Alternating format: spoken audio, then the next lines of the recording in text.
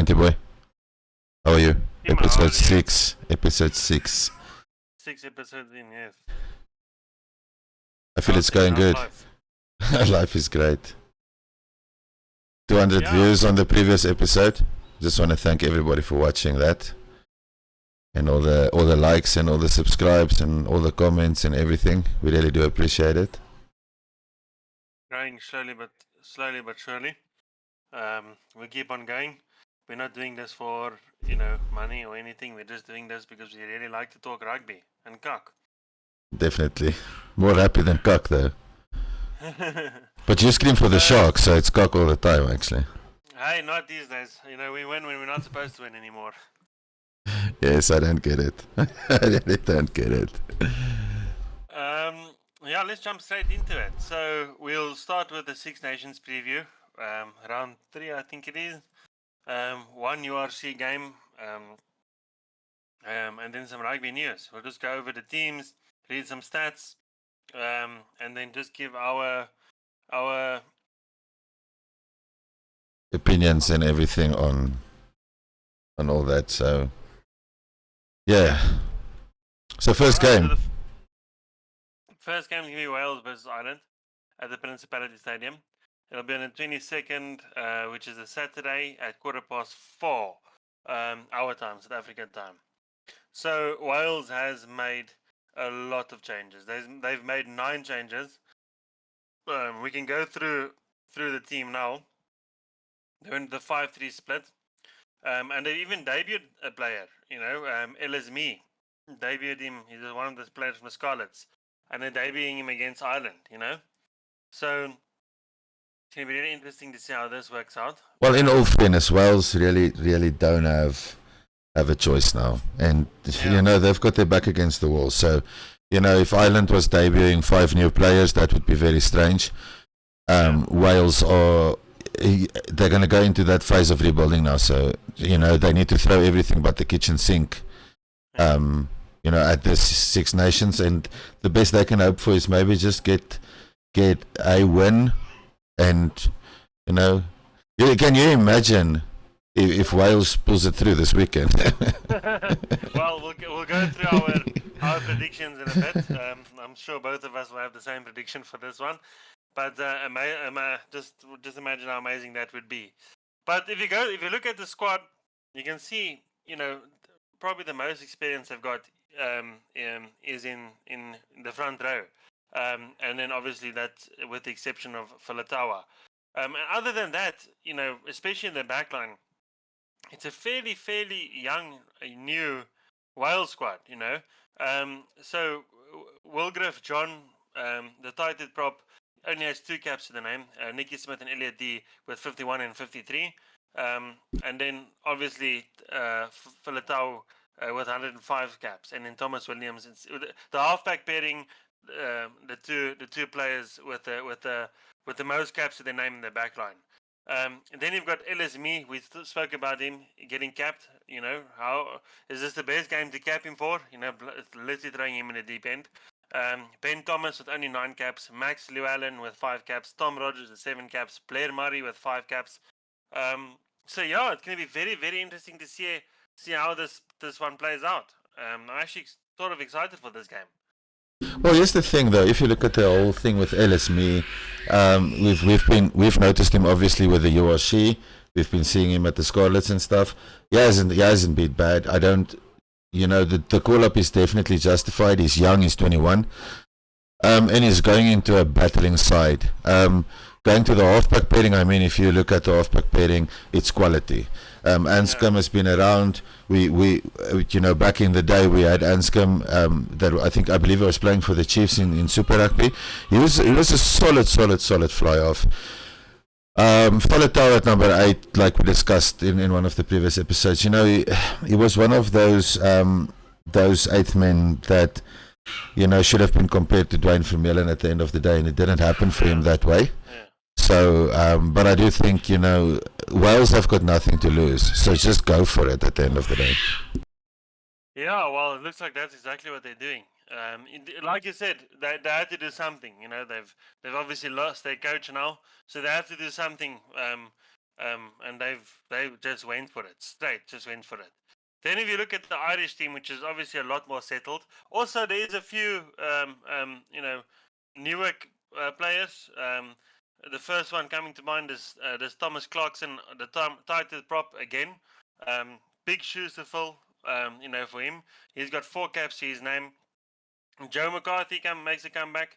Probably one of the most arrogant locks in the world. Peter O'Mahony, welcome back again. He's definitely the most experienced player in the team. And then Jack Conan is playing in 8 because Kalen Doris is injured. He's got a knee injury. I actually like Jack Conan. He scored a beautiful try against England, in the last round. So he is a bit of a beast. I like him. They went for Sam Prendergast over,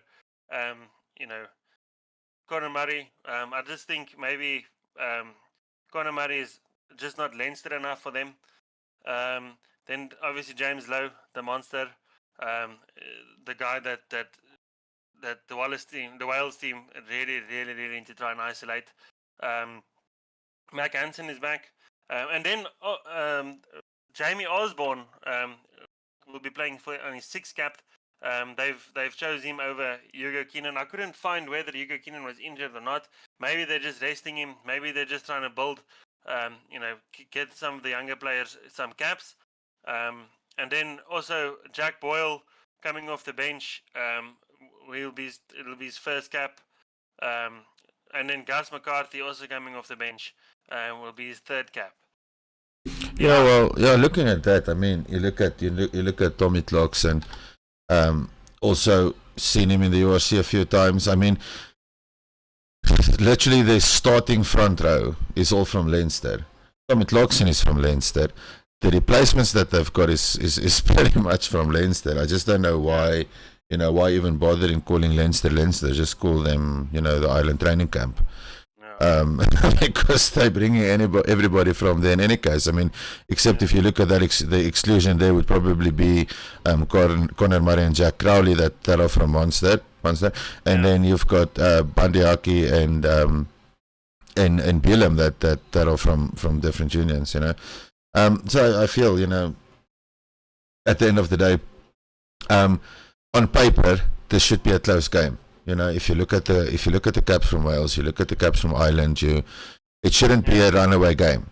But I think I actually chose Ireland with 30 on Super Brew, to be brutally honest, and I'll be surprised if it's less than that.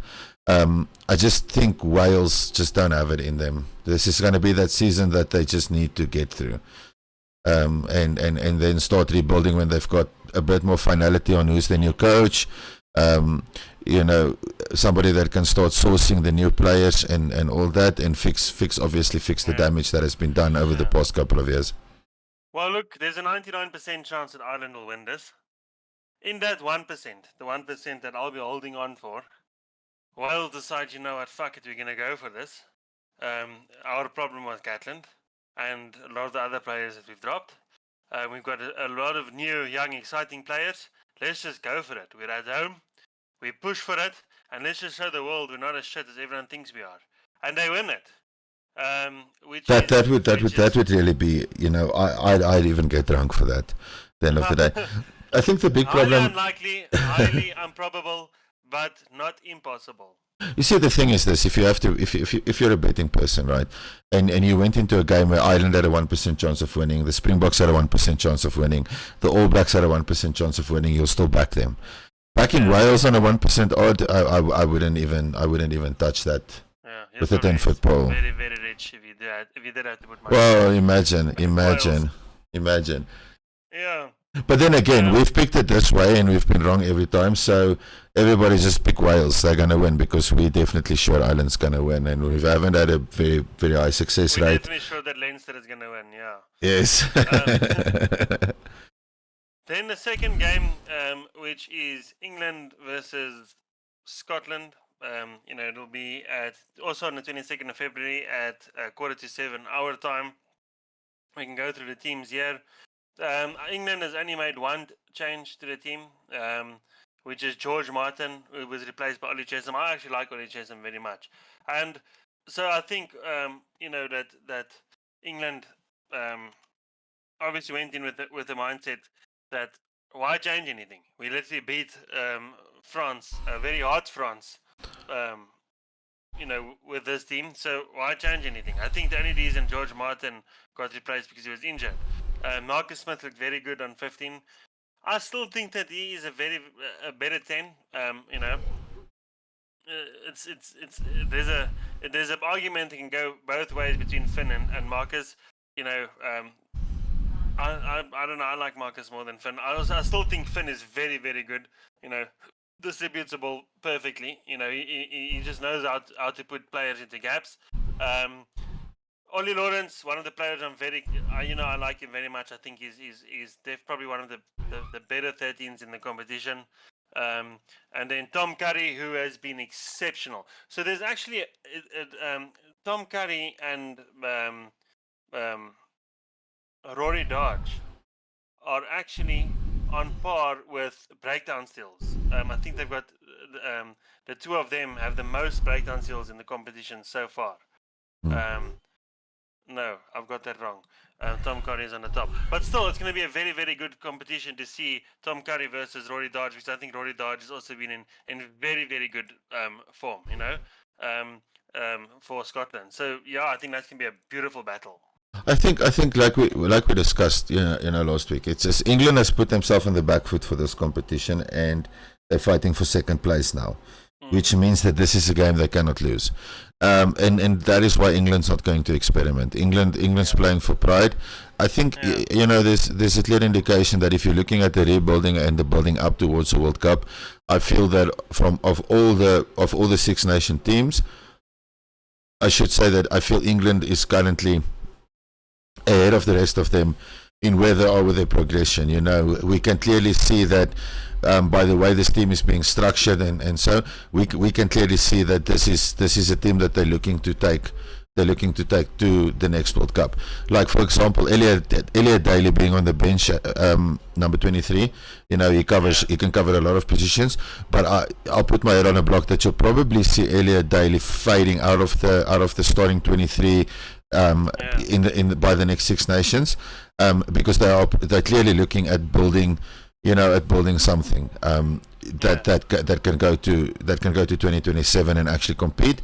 And at the moment, England, they're not looking ultra fantastic, but give this team just a bit of a chance to gel. And I think they could easily make the semi-finals of the next World Cup with this team, and then they're going to have a seasoned team, And then you mentioned now having Marcus Smith, Finn Smith, the Curry's on form. As little as I like him, Mario Itoje on lock is definitely one of the top 3 locks. Let's say top 5 locks in the world. And he's captaining the side as well. Ben O has also stepped up and he's taken it. Finn Smith has taken his opportunity. Definitely the way they're building this side up, they're building for the World Cup. And well, I wouldn't. Yeah. So we'll see. England, I wouldn't write them out, or write them off for the Six Nations as yet. I think England still do have a chance to win it. England would be betting on France beating Ireland, and maybe on that 1% that Wales do the job for them. So that it'll come down to points difference. So England just need to put as much points on the opposition as they can. So when it does come to that, they've got a fighting chance for first place. Ireland are obviously the favourites to win it, and probably to win it with a Grand Slam, 3-peat and a Grand Slam, second Grand Slam. So yeah, but you never know. That's why I'm sort of holding on to this Wales beating Ireland. I know. It's a tall order. Yeah, it's a very tall order. Very, very much. But it would make the competition, just take it to that next level of excitement. Nothing against Ireland, but I just think that it would be a real true underdog story. And as South Africans, we really do love underdog stories. Yes, no, for sure. Then you go to the Scotland team. Piers Kumman comes, retains his position or goes back to his starting position as a loose head. And then we've got Dave Cherry, Xander Fagerson, Rory Dodge, as we mentioned, Finn Russell. So looks like he passed his HIA or he was cleared to play, which is a big win. Because obviously they need him. And then obviously Darcy Graham is injured with apparently the injury is very bad. But I don't think Carl Rowe is the worst thing that could have happened. I think Carl Rowe is actually very good. So Yeah, I very think. sad that we've lost Darcy Graham, because Darcy Graham, I think, was playing very well before he got injured. So let's see. No, definitely for sure. And I mean, Carl Rowe, looking at it, plays for Glasgow Warriors in the URC. 13 appearances for them, 50 points. That's almost averaging a try a match. So definitely not a bad replacement at all. Yeah. Where's Carl Stein? Is he injured? I have no idea. I'm sure he's injured. Carl Stein, he's also one of the very, very good wings that they could have called on. We never did going back to Ireland, Wales. Your prediction for that game? No, Ireland by easily by 30, I think. Yeah, I'm going to say Ireland by 30, 35. My brain is saying Ireland by 35. My heart is saying Wales by 10. Yeah. Prediction for Scotland versus Wales. Scotland versus England. Sorry, Scotland versus England. Yeah, I think it's. I think we know Scotland to be England's killer, especially in the Six Nations. But I do think England's going to win it by at least 13 to 15 points. Yeah. I just don't see Scotland have enough. I think Scotland's big problem at the moment is Finn Russell. I don't see Finn Russell being on form, and he's going up against a backline that is firing real rounds. Yeah, well, I also think that England is going to take it. If Scotland do take it, that will be the 5th consecutive win over England in the Six Nations. But I don't see Scotland taking this one. I think England they'll take a lot of confidence from beating France last round. They're at home, and it looks like they found what's going for them or what's working for them. With that Finn Smith, Marcus Smith. Alex Mitchell, Finn Smith, that combination. I think they've got a lot of good combinations, actually. Jamie George coming off the bench. He looked very good to me coming off the bench, last time. So, yeah. Then the final game. Which is the most boring one of the weekend. Which is... You know what the problem is that I have with this match that's coming up? The Italy versus France game is France are playing ranked 4th team, playing ranked 10th team. Yeah. Well, the last time they played in the Six Nations, Italy, it was a technically a draw, but Italy basically won that because they literally just missed the kick in the 80th minute. And if they had that kick, they would have won France. And Italy are playing at home. Last time, fairly certain they played in France last time. I don't think that's going to be the case now, but I mean, let's see. Look, the thing is this. I'm going to be honest though, and this is not me bashing on Italy. I just don't see Italy doing something. And the thing that's going to frustrate me of this game is because it's a top 5 team versus a team that's ranked 10th. Dupont is gonna look like a rock star, and they're gonna act like he's walking on water again. And it's just infuriating, I'm so over the Antoine Dupont thing that it's not even funny. I'm like just like, can we forward 10 years so that this guy can just retire and we can talk about proper scrum offs for a change.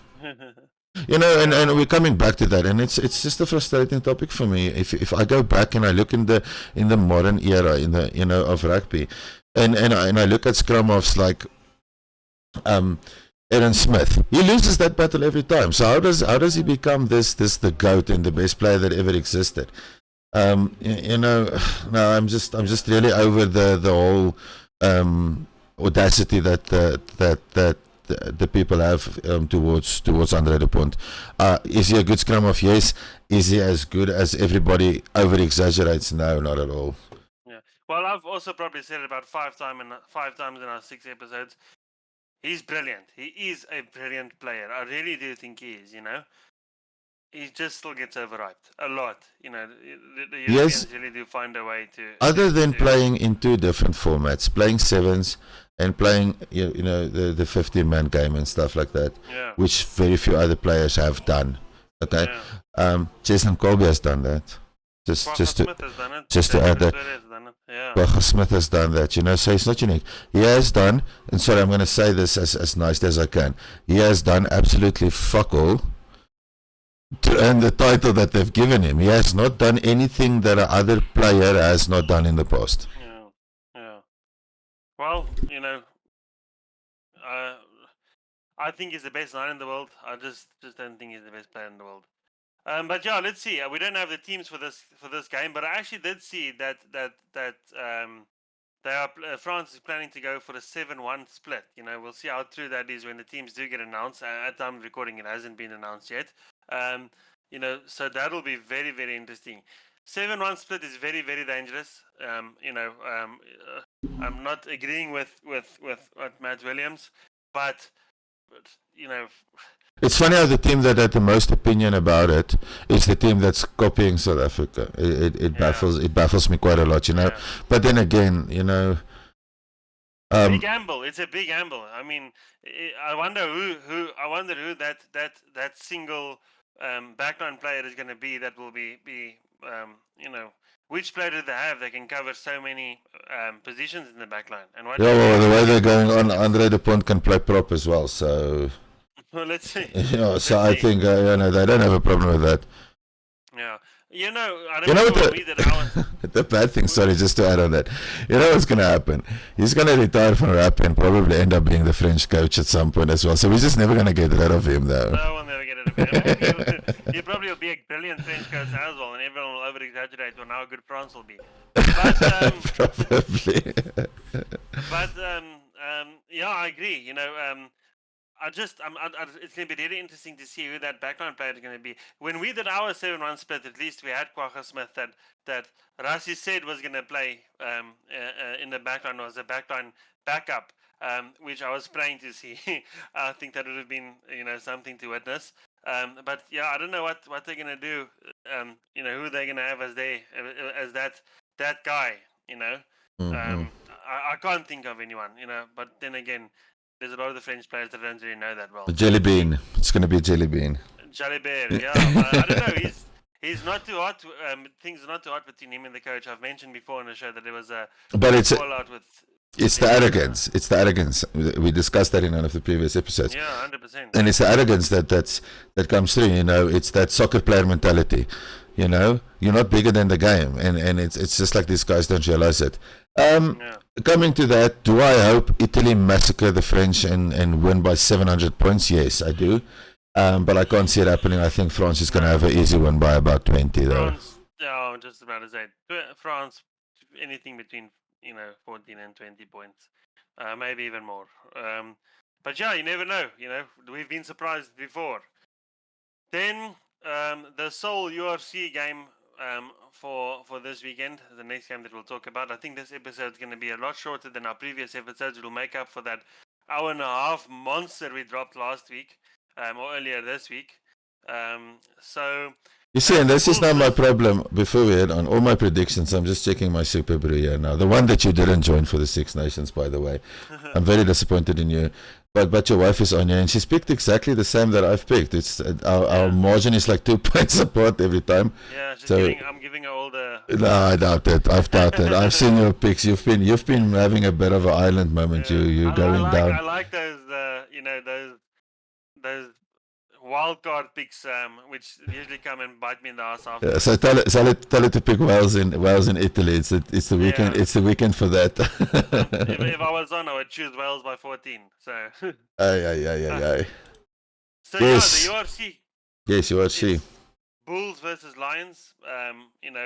So this is a Bulls that performed terribly last weekend versus a Lions team that performed phenomenally. Oh, wow. Yes. Phenomenally. Yes. So They are playing this game at Loftus. I know that you said you're not the biggest fan of the Lions forwards, but I actually like them a lot. I think there's going to be a massive battle up front. You know, we're going to see the likes. We also haven't seen the team announcements, for this as yet, but we'll probably see the likes of Ruan Venter, Chase Pretorius, Well, I well, forget the number 8's name. the Lions are coming off of a high beating the Stormers. Okay, Yeah, they're going to have confidence. so they're definitely going to have a look at that. Okay, Yeah, playing against the Bulls team that it looked really, really average against really bad. 12 Sharks players. Not even terrible. I don't know how Jake approaches that, or whether the team took that matter into their own hands like they did in the semi-final of the Currie Cup. You know, it was the exact same game, and you've got a 3-man overlap and you don't utilize it. You do absolutely nothing with it. I don't get it. I really, honestly, I don't get it. I think it's going to be a tough day at the office for the Bulls, but I do think they're going to edge it. I think the Bulls are also gonna. In fact, I'm gonna go a bit. I don't think they're gonna edge it. I think they're gonna be hurting from last weekend and all the hate that they've got, and I think they're gonna want to prove a point in front of their fans. I think the Bulls are gonna run ragged with this. You know, I'm even willing to say the Bulls by 14. You know. Well, that's exactly what you chose on Super Brew. I locked my round to see what I chose, and I chose the Bulls by 29. So they need to pitch up for this one. I'm going to be very, very disappointed if it's not at least 28. I see everybody went a bit conservative on that and went between 18 and 10. So yeah, we'll have to see how that pans out. Yeah, we will. I think where the Lions do have the advantage is a Quain versus a Devin Williams. You know, I think Quain wins that one. You know, Emirates Papier versus Krappies. I think Embrace takes it. I think the Lions probably, in my opinion, only win the battle at center. And I feel like, okay, Edwin van der Merwe probably holds up his own. In that comparison. Front row, I feel the Lions only have Tlabakanye. That really means anything. I think the rest of them are going to be pulverized by that Bulls front row. Locks is a 50-50 for me. Loose forwards will be interesting because you've got the more fast-paced Lions forwards versus the more ball carrying, hard running Bulls loose forwards. So that's going to be a very interesting battle. But without team announcements, we can't really say how we feel about that. 100%. I think we'll probably see, with Aldrich out, we'll probably see Marco van Staden, back in the mix. I like Marco van Staden. He makes a lot of mistakes. He does a lot of handling errors, but I really, really like him. And then probably, I think Gavin Honeycomb should be back for this one. I don't know what the extent of the injury was, or if they were just resting him, or what was going on. And then at 7, probably again Reinhard Ludwig. But yeah, I think the Bulls are going to win this one. Like I said, but yeah. Then the next thing on the agenda, yes, is the virtual alignment camp. That's been announced. So if we are making a big hoo-ha over nothing, that's fine. We apologize about that. When it comes to Springbok rugby, even though I know we're not playing, even if it's just a simple thing as an alignment camp announcement, we get very excited. We understand that these players are not set definitely to be playing in 2025, but they are going to. The fact that they've been sort of announced and are on the radar of the great Rassie Erasmus, gets us very excited. So last episode we discussed, we even made our own teams. I'll put them up so people can see them. Of the alignment camps, and now they have added an additional, was it 26 players? I think 26 players, which will be at virtually, the cheaper way to the camp. So obviously it'll probably just be discussing plans forward and just trying to get them, get some of the newer guys, in that Springbok culture. Yeah, I think it's probably going to be to familiarize themselves with the culture. It's going 100%. to be getting to know the people, and they'll probably have some homework to do. It's clear, back-to-back World Cup winners. Rassie is definitely running a tight ship. I don't think there's a lot of margin for error. And I think he's just taking into account, and this is why I feel, we are so strong, is the fact that, in our training camps and in our alignment camps and everything, we've got, probably 3 or 4 wings that are in the top 5 in the world. You're looking at the loose forwards, you're looking at the scrum halves, you're looking at all the stuff. So obviously, like we always say, he's obviously got a plan, he's obviously seeing something, playing combinations, looking at the combinations, looking at all the possible angles where this can go. And then the virtual alignment, there's 1 or 2 names in there that's a bit strange for me, because most of the names that are added there is obviously people that are not currently based in South Africa, and playing either in Japan or in Europe. Yeah, we can go through them now. So we got Kurtley Arendse, I mean, that's a given. Damien de Linde, that's a given. Lloyd Jager, I know he hasn't played for a while. He had a serious injury. I think I think he was chosen as cover for Eben, though, just in case. Yeah, well, it's good to see him back in the mix. Yes, definitely. Him and Eben used to be a very, very good combination of 4 and 5. Yeah, definitely. In 2019. Faf de Klerk, I mean, that's probably. I'll be honest with you, I don't see Faf de Klerk playing in a Springbok shirt again. I think Faf de Klerk has sort of been culled.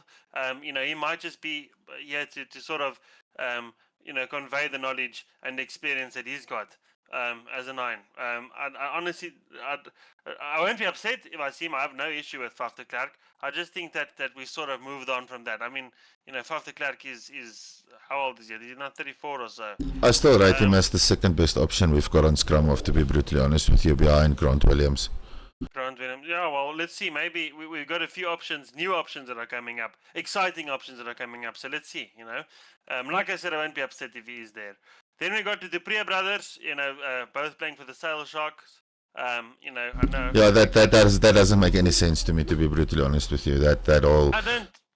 Yeah. I think they're there because I disagree with it completely. I don't see them bringing any value to the loose forwards that we've got currently playing in South Africa and that's currently available for the Springboks. I really don't see them doing anything. Yeah, like I said, I don't completely disagree with that. They can be hard. They did get smashed, thoroughly by the Stormers not too long ago. But what you're saying is correct. Is 100% correct. There's just so many good loose forward options where I think they're really going to struggle to find a space, So, yeah, well, let's see. Then Peter Steph du Toit, the man, the myth, the legend, the real best player in the world. So obviously I'm 100% sure we'll see him multiple times in the Springbok jersey before 2027. Thomas du Toit. And, Peter Steph du Toit is also another option that they've got if Eben isn't ready. For the Springbok jerseys, so I mean, I think Russ is covering all the bases here just to rather make sure. And then you've still got Mostert. We'll mention him later, but he's also still there. Yeah, brilliant point. And Peter Steph du Toit looked brilliant. And I think he actually started as a lock, and then got moved to flank. And then Thomas the Tank du Toit, he's been doing very, very well for Bath. I've said it, and I know that a lot of people have disagreed with me about this, but I see tighted prop for the Stormers, our tighted prop, Frans Malherbe, eventually giving over the throne to Thomas du Toit. As good as Ntlabakanya can be, and as exciting as he can be, as good as Volker Low is, I think Thomas du Toit is our answer. I think he's a beast. Well, just remember, when we looked at the box setup, you had Frans Malherbe and coming off the bench was Vincent Koch, or the other way around, for that tight spot, and that's how the whole bomb squad thing is came together. You're looking at it from now. If you've got Wilco Low on form, you've got Thomas the Tank on form. I mean, as a opposition to that. It's like you've got one guy that's giving you the horns for 60 minutes, and he's replaced by a guy that's just as good for the last 20 or 30 minutes of that match. Yeah, 100%. I don't know if there's any of these names that I would. No, okay, that's a lie. There's a lot of these names that I would, probably replace my initial match day 23 team with. Thomas Utoy probably one of them. Then Nicolaas Janssen van Rensburg. We haven't really seen much of him. He plays. Where does he play? To be honest, I don't really know too much about him. I know that he's been. He was in the lineman camp last. Last year. Was it last year? I think he was mentioned. He played. Montpellier. Yeah, he's played 2 years for the Bulls, 2014 to 2016, and he's then moved to Montpellier, and Montpellier is at 170 caps. So just looking at that, do I understand his inclusion? Hasn't been capped he's got one. Actually, he got one cap in 2021 for the Springboks, but he's 30, so. I purely think that most of the locks that have been called up or has been brought forward is probably there with the intention of waiting to see what's happening with Eben, and to pick a replacement. I saw a picture of him of Eben Etzebeth. Sorry, I saw a picture of Eben Etzebeth on the training field again today. So hopefully he's better and he's not just trying to stay fit. But I mean, bringing in Nicolaas Janssen van Rensburg and still, excluding JD Schikkerling doesn't make a lot of sense to me. Yeah. Well, you can never argue with Rassi. Rassi knows he's given us 2 World Cups. Maybe we see something we don't. Herschel Yankees. Well, he's not seeing ID numbers, that I can tell you. Herschel Yankees. What a fall from grace. He was our 2018-2019 hero, Herschel Yankees. He was in brilliant form. You can forget that game against Australia. Yeah. He was, and that was a different Australia that we see now. It wasn't Australia that's as bad. I think the big thing with that is he's playing in a battling side, so it's hard to measure him. But to me, he's sort of been off form for a while now. He hasn't even been, the first choice for the Stormers, and Paul de Wet has been. So, yeah, I don't know. I'm hopefully, that he can sort of get back to that player that we know he can be. Excuse me. No, definitely. Jean Klein, the Irish traitor. He's a good player. He's not the worst player. I do have a bit of a problem that he's been capped for Ireland before. No problem with Ireland. I'm just not the biggest fan of players that play for other countries. I'm not talking about club rugby. I'm talking about, obviously international rugby. But yeah, I don't know if we'll see him again in a Springbok jersey. There's a lot of good options. So yeah, his inclusion doesn't really make sense to me, but again, he's had a lot of game time with RG Snyman, so it does make sense that they would probably be a good combination at the end of the day. Yeah, RG Snyman, what a beast.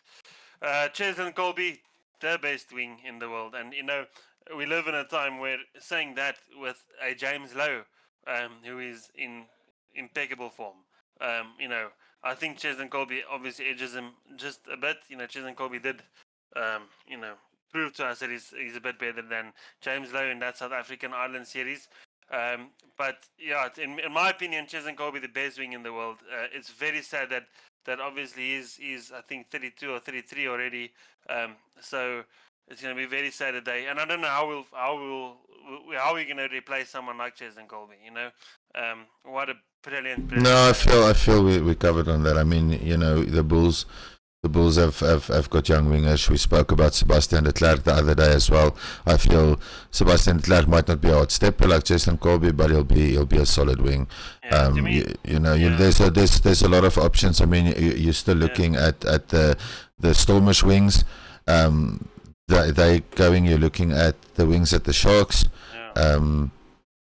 So no, I don't think there's a massive problem. Look, it's going to be a sad day when all of these people start retiring. But replacement wise, there will never be another Cheslin Colby. But I do feel that in the bigger picture will probably be okay at the end of the day. Yeah. Well, we do. There's a lot of very good options, but Jason Colby is definitely a once in a lifetime talent. He chases everything. He is just he's a physical player. He's fast, and he's probably one of the best hot steppers out there. Then Jesse Krill, I love Jesse Krill. I think he is the best number 13 in the world at the moment. He took that jersey from who was the best 13 in the world, Lukanya Arm. And playing a player like Lukanya Arm out of his shirt is something on its own. So I really love Jesse Krill. I think the best match I've ever seen him is in the best match that I've ever watched, which was the Springboks versus France in the quarterfinals of the World Cup, and he was just unstoppable. He was really one of the key players that helped us to get over the line and to win that game. There's a picture of JC Krill where he's just banged up and bleeding, and he just put in a massive shift. He's definitely one of my favorites. No, look, like we said, obviously there's a plan, and there should be a lot of the people in this virtual side is the people that we'll probably end up seeing playing for the Springboks. Alongside that, there's going to be a couple of new caps, and so Jesse Krill, I also don't feel has a lot left. He's 31 or 32. I think he's going to be 32 soon. So he doesn't have a lot left, and having him giving advice to somebody like Jerenzo Julius and stuff like that is invaluable. And then if we can quickly look at the Ulrich Lau still injured, but obviously Rassie obviously has plans for him moving forward. Trevor Nyakane also old, but he's still putting in the miles though, so I can't. And Trevor Nyakane is also injured now. Yeah, he also took a bad knock. Yeah, I think what it is it's the people that cannot be at the training camp to just kind of say, listen, we haven't forgotten about you.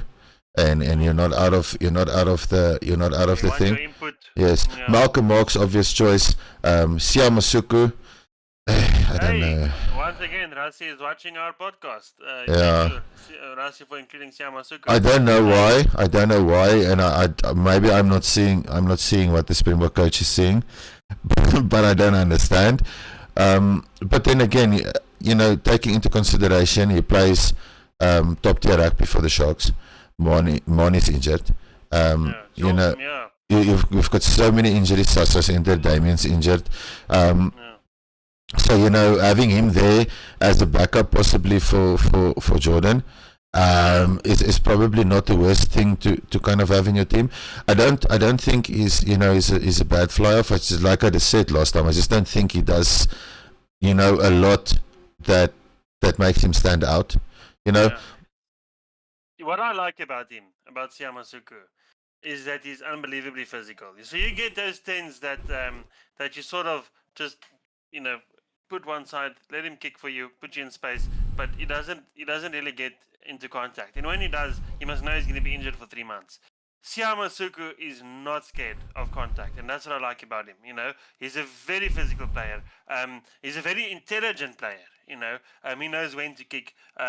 I really, really like Siya Masuku. I do agree with you though that I think Jordan Hendricks is definitely better than him on 10. But the Sharks are very privileged to have a Siya Masuku and a Jordan Hendricks. When not too long ago we had neither. We had a Buddha Chamberlain and a Cohen Bosch. But yeah, Siya Masuku very, very good. That just speaks to the depth that the Sharks have, is that they can play a Jordan Hendricks and still have a Siya Masuku that doesn't even make the match day 23. But yeah, I'm happy to see it. I'm hoping that the Springbok cap will sort of help him to take his game to the next level. Then looking at the next obvious inclusions, Franco Mostert's obvious inclusion into the Springbok side. Pollard, Kobus, Reinach, they're all obvious inclusions. We can understand why they're there. I'm just going to quickly check here. You've got Kwagga Smith coming in, RG Snyman coming in, Jasper Wiese is obvious inclusion.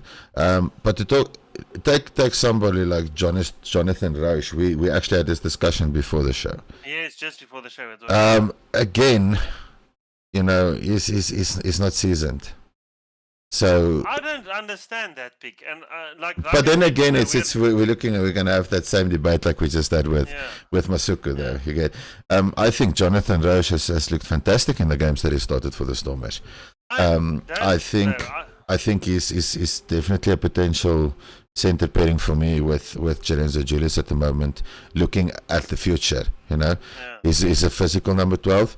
He takes the gaps, and I mean, if he's going to take the gaps and he's going to put Jerenzo Julius into gaps, and we can hold on to the wings, let's say we're looking at the future, Sebastian de Klerk, Kane Moody, Kurtley Aronson, those guys, when this team starts linking up with each other, in 4 or 5 years time, when the older guys have stepped down, this team's gonna be very, very dangerous. For me, I know that Jonathan Roach was probably one of the star junior players, but to me has done nothing in as a Stormer. I remember before his first cap, I think it was against Toulon. I need to check that. It was in the Champions Cup though, I remember that. And everyone was making this massive hoo-ah about Jonathan Roach, and he did nothing. And then I think he had another cap in the URC. It was this weekend that's passed, if I'm not mistaken. And again, I'm not saying he was bad this last weekend. Well, then again, most of the Stormers players look bad. But the last time I saw Jonathan Roach play, he didn't really make that much of an impact for me. I just can't see. I mean, we spoke about centers: Henku van Wyk, Jerenzo Julius, the tall guy from the Sharks. I forget his name again. It's gonna irritate me now, man. Anyways, there's so many good options in center, and I obviously Rassi sees something that we don't see, or what I don't see. I just can't see Jonathan Roach. I just don't understand why. I just don't think that he's really earned this pass. But anyways, like I said, that's my opinion. I might be wrong, and maybe he becomes our starter in 2025, 2026, and I'm gonna look like an arsehole. I'll remind you of that, just in case you forget. Clip this and send it to me. Then Nico Steyn, also one of the ones that I'm not too sure about, why.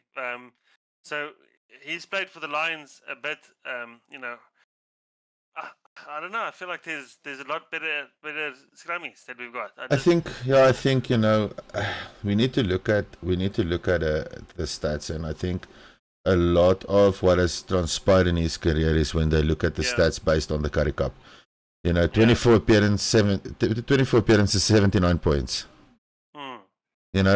That's basically averaging, what, four points a match, give or take. Yeah. For a scrum half, that means as a scrum half he's scoring a try a game. But apparently he'll never be the GOAT because he doesn't play for France. But I can kind of understand and kind of see where Rassi's gone with this, or with the way he's structured this. Doesn't make sense to us now, but then again, you need to look at it. He's 22 years old, so I doubt we're going to see him in the next year. I doubt we're going to probably see him the year after that. But he's definitely going to be a potential starter, and Rassi's obviously seeing something in him. Yeah. That would bring that. Maybe he's just testing him to see. Maybe he's just testing him. I don't think he makes a cut. But anyways. And then Marnus van der Merwe. If I tell you who he is, I'll be lying. I don't really know much about him. I know he plays for the Scarlets. I looked that up before we started. Well, you see, he's a farm boy. He comes from started his youth career at the Pumas. And he played for Cheetahs, so you can know he's going to be one of those. His calves is as big as your the center of your body. Played for the Cheetahs up until 2024, so last year, and then he moved to the Scarlets. He hasn't been capped at the Scarlets as yet. 12 appearances for the Cheetahs.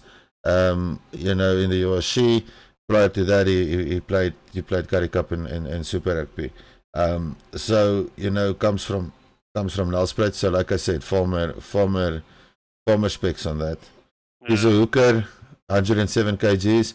I mean, I get it, but again, he's 28. So Either us is just really trying to break records now by sending the oldest squad to the World Cup, and then go winning it with that, so that he can say he's the only coach that's won a World Cup with the average age of 42 in his squad.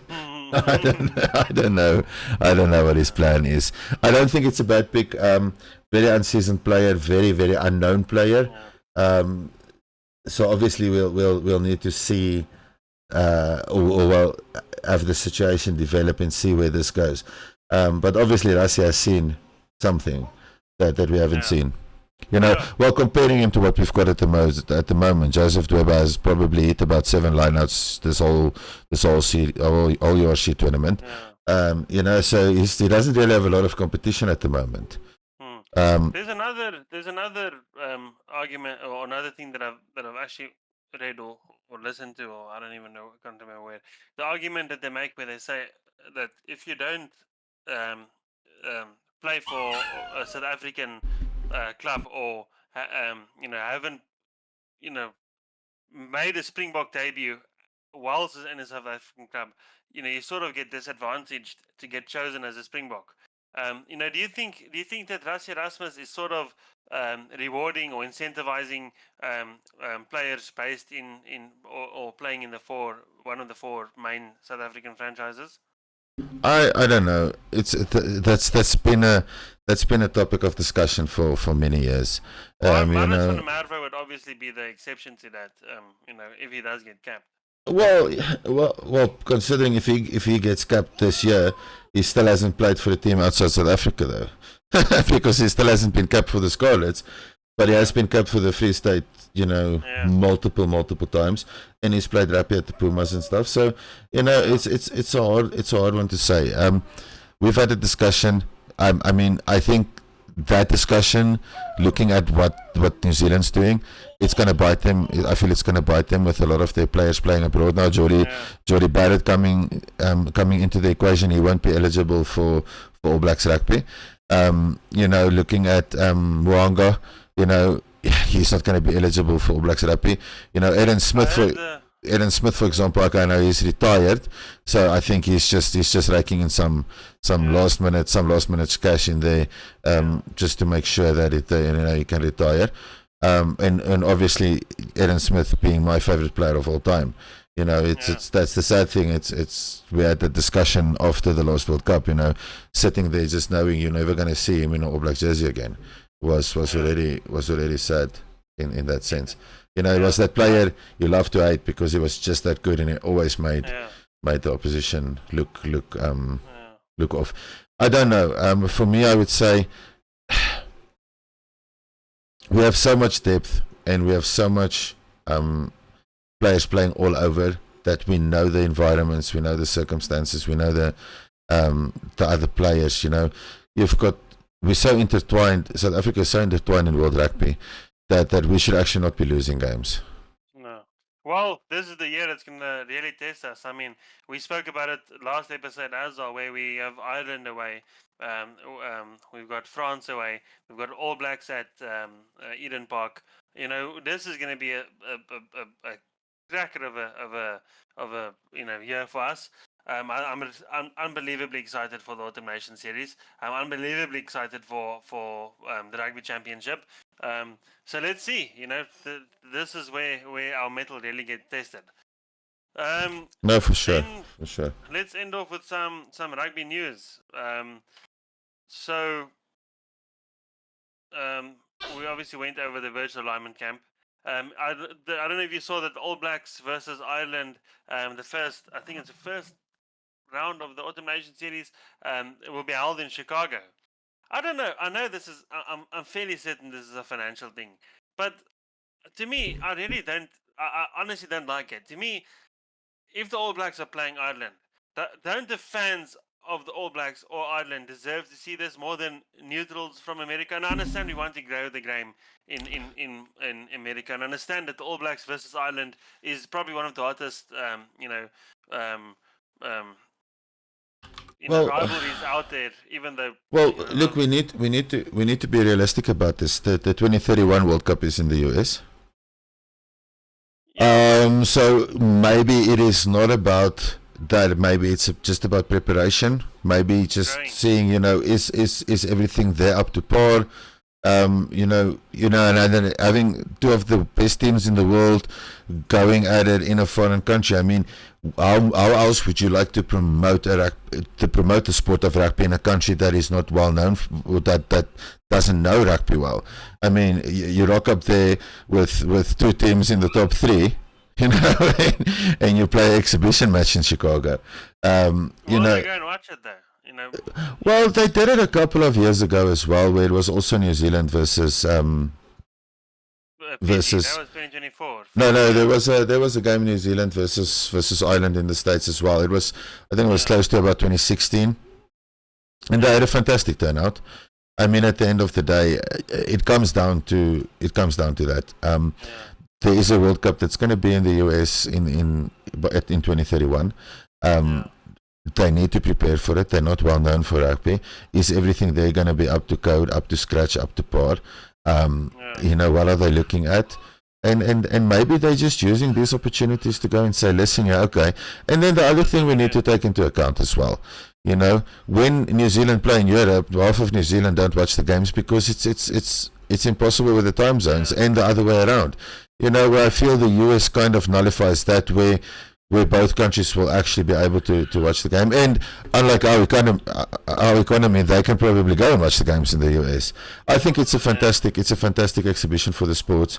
To take top teams and not take your lackluster teams. Playing a 19th versus a 20th in the US, it doesn't mean anything for rugby, in my opinion.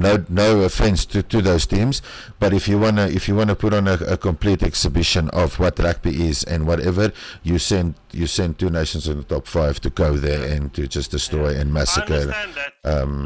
Opposition. I can understand that point, but for me, I just feel like rugby's for the fans, and like I said, we only have a handful of games a year. Surely your fans want to go and see those games. But I can understand where you're coming from. They're trying to grow the sport in America, but that makes no sense why we are playing Argentina in Twickenham when the sport is. I feel to be honest with you, I agree with you fully on that. I feel then that should have also been an exhibition match that we could have held in the States. Instead of having it at Twickenham, go and do that kind of exhibition, because I mean, if you take, for example, that kind of match will be, I think it's rank 1 and rank 4, if I'm not mistaken. If you the All Blacks are third at the moment. We'll double check. Oh, it's rank 1 and it's rank 1 and 5. Okay. So it's the team that's ranked first versus the team that's ranked 5th in the world. I mean, that's a proper expedition, and on a good day, Argentina can cause a bit of an upset, if they pitch up, I mean, that's what I said, and at the moment Argentina is comfortably 5th, ranked 5th in the world. England is more than a point behind them. Okay, in all fairness, Argentina is about 3 points behind France, But Argentina, when they turn it on, They've got some very exciting backline. Well, they've got a fantastic backline, They've got extremely dirty forwards, and we love that. And then they've just got this fantastic backline. I mean, and if that backline decides the day that there's fresh oil in that engine, they just go. They've probably if they can get behind a proper back of forwards, I probably think they've got the most dangerous backline in world rugby. I think that's probably the one team that has so much more potential. Everyone always talks about this is Scotland's year, this is Scotland's time.